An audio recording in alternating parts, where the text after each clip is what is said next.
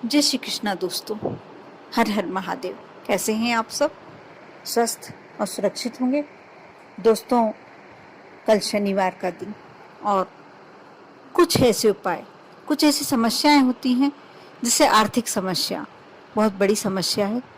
यदि आर्थिक समस्या आपके साथ भी है, आपके पास पर्याप्त धन नहीं है, पर्याप्त पैसा नहीं है, तो इस तंगी से जो गुजरता है वही जानता है। आर्थिक तंगी से परेशान व्यक्ति हर संभव प्रयास करता है।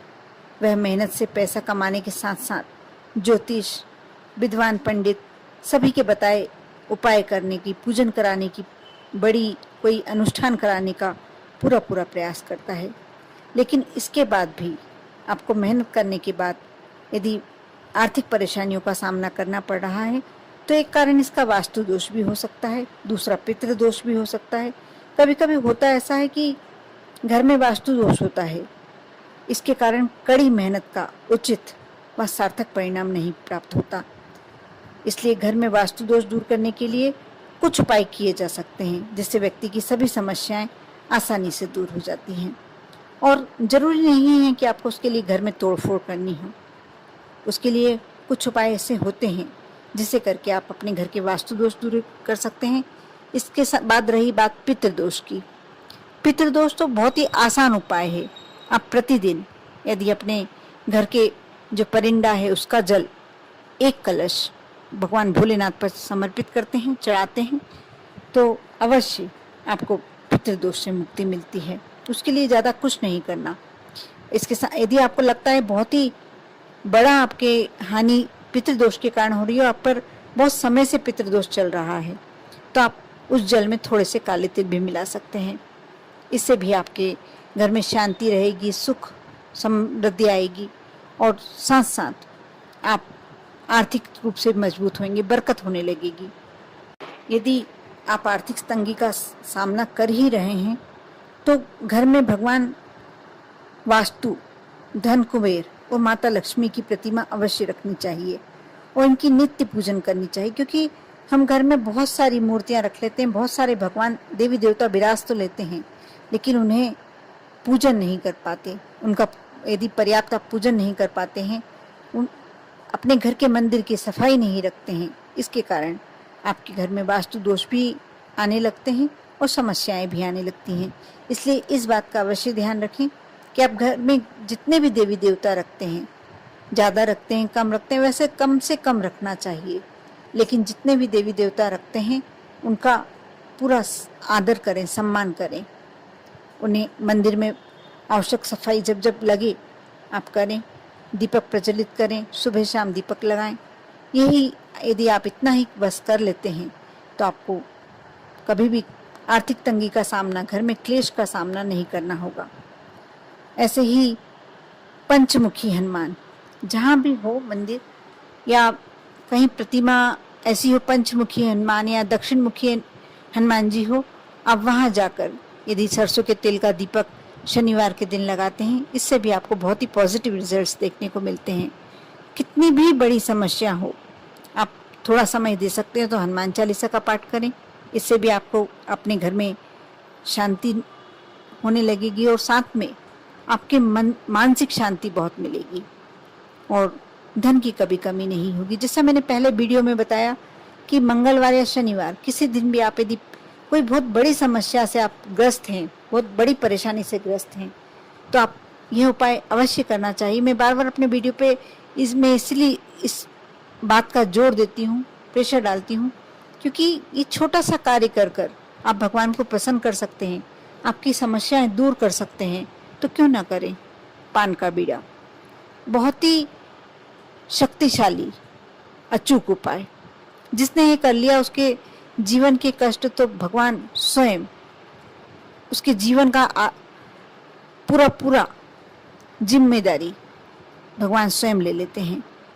अब मैं जो उपाय बताने जा रही हूँ बहुत ही सुंदर और बहुत ही छोटा सा उपाय है, लेकिन आप करते हैं तो अवश्य इससे आपको फायदा होता है।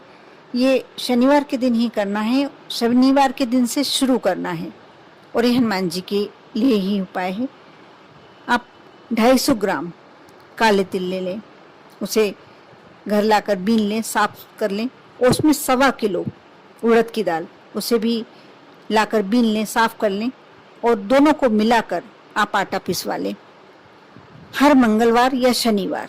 वैसे शनिवार को करना चाहिए कि उड़द की दाल, क्योंकि शनिवार को शनिदेव के मंदिर में भी आप चढ़ाते हैं, किसी को दान देते हैं, इसका भी बहुत महत्व है। आप पीपल के वृक्ष के नीचे, जैसे मैंने पहले एक वीडियो में बताया है कि 4 दाने भी आप पीपल के वृक्ष के नीचे उड़द की दाल के डाल देते हैं तो आपके जो शनि संबंधी दोष होते हैं वह कटने लगते हैं।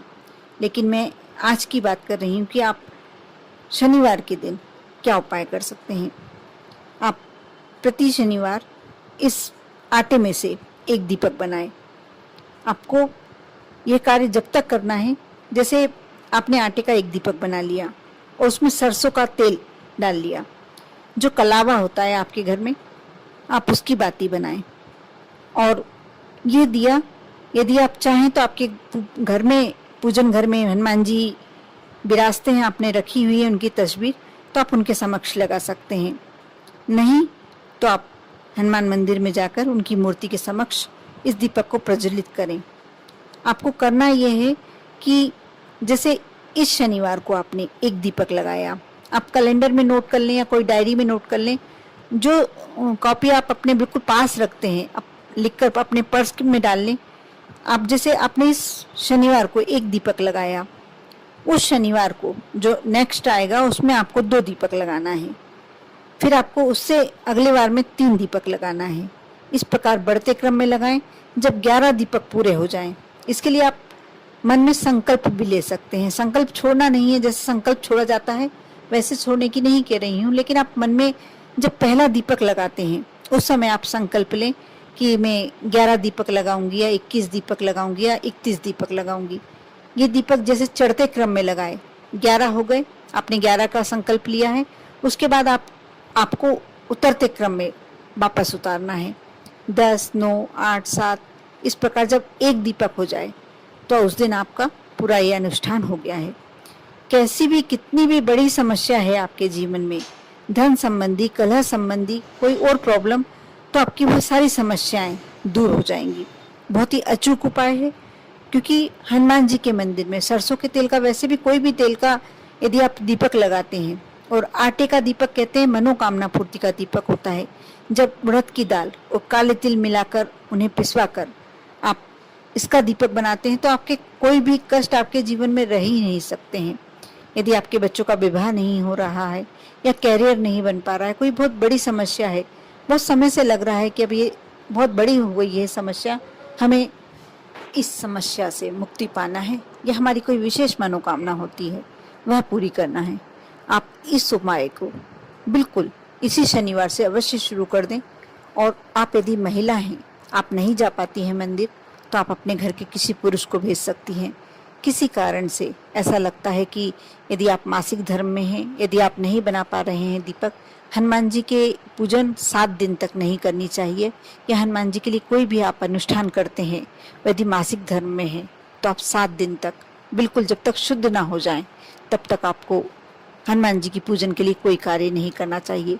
उस समय आपके घर में बच्चे हों या आस पड़ोस में कोई हो, उनसे बोलकर आप लगवा सकते हैं।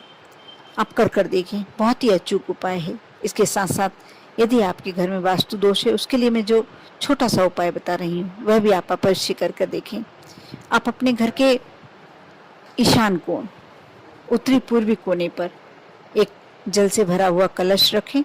पूजन करके पहले स्वास्तिक बनाएं, उस पर थोड़े से शुद्ध जल के छींटे दें, गंगा जल हो तो गंगा जल के छींटे दें, थोड़े से चावल छोड़ें और उस पर किसी शुभ दिन कलश रखें, भरकर कलश।